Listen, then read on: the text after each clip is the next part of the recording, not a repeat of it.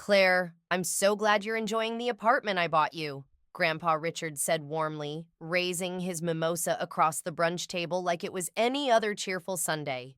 But the room froze. My heart skipped. The orange juice burned in my throat as I swallowed too hard. My mom, Eleanor, blinked in confusion, lipstick perfect smile fading. My sister Sophie lifted her eyes from her phone. My father, Thomas, dropped his fork. The sharp clink against porcelain was deafening. The silence pressed in on me.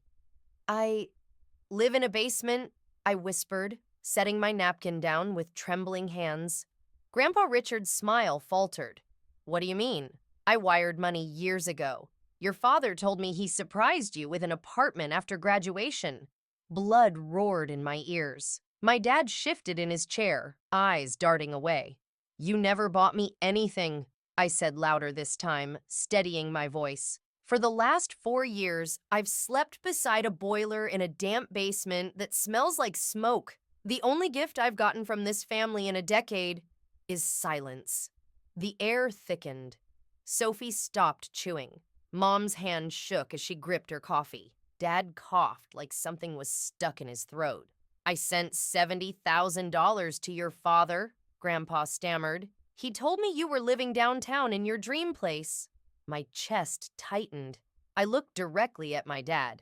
You told me to stop being lazy. You told me to scrub floors if I wanted to earn anything. Meanwhile, you pocketed money meant to give me a start. Gasps rippled across the table. Grandpa's hand trembled on the edge of his chair, his face pale with betrayal. I stood, voice sharp now. I wasn't going to say anything today, but since we're here celebrating, let's stop pretending. Dad, you stole from me, and from him. Chairs screeched back as I walked out. My pulse thundered in my ears, but I didn't cry. Not this time. Minutes later, I heard fast footsteps behind me. Claire, wait, Grandpa Richard called. When I turned, the cheerful glimmer in his eyes was gone, replaced with something heavier. Pure sorrow. You really never got the apartment? He asked. I shook my head. I've been paying cash rent to a landlady who smokes so much her walls are yellow. Dinner on the floor, no windows, no future. That's my life. His face collapsed. Your father told me you wanted independence, that you didn't need help, that you were ungrateful. I laughed bitterly. Ungrateful? I didn't even know there was something to thank him for. Grandpa's jaw tightened. This ends now. That night, he came with me to the basement. He stepped inside, taking in the mildew walls, the crooked bookshelf, the bed shoved against the washer. His shoulders slumped. This is how you've been living? He whispered. I nodded. Since graduation. He exhaled deeply. Tomorrow, we're going to the bank.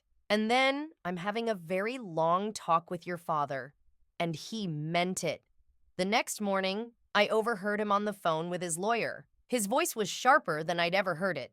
Trace every cent. Daniel Whitmore is no longer authorized to handle a dime of my estate. Hours later, we sat in a banker's office. The records were pulled. There it was. Grandpa's transfer for my apartment, followed by another transfer 5 days later. Straight into Dad's private account. No note, no mention of me. Grandpa's hand curled into a fist. He betrayed both of us. I whispered, we'll handle this. That afternoon, we confronted my parents. Grandpa slammed a folder of printed statements onto their coffee table. My sister hovered on the staircase, eavesdropping, wide-eyed. Mom's face drained of color as she realized. You stole from your own daughter, Grandpa thundered. You let her suffer while you fattened your accounts. You lied to me and to her.